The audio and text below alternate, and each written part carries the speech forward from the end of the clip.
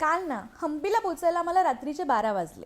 आज सकाळी उठून आम्ही होमस्टेमध्येच छान घरगुती नाश्ता केला आणि हम्पी एक्सप्लोअर करायला निघालो. आज आम्ही हम्पीची नॉर्थ बाजू एक्सप्लोअर करणार होतो. आणि खरं सांगू का, माझी प्रामाणिकपणे रिॲक्शन अशी होती, यार कसलं भारी आहे यार, हे मी आधी का नाही आले.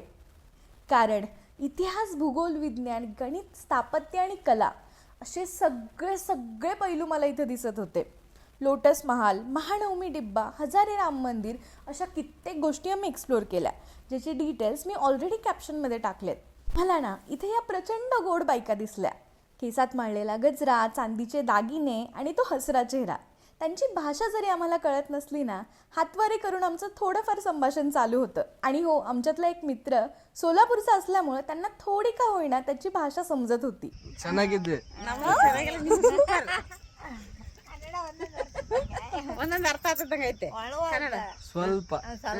सकाळपासून एक्साइटमेंटमध्ये सगळंच विसरून गेलो होतो.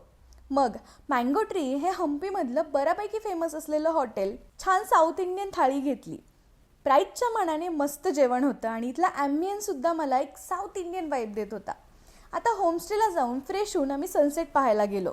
सनसेट बघायला आलो. यांच्या चहामुळं, ह्या पुरीच्या चहामुळं आमचा सनसेट मिस झाला असता. पण आपल्यासोबत होते. ओके. आणि इथला सनसेट खरंच कमाल होता.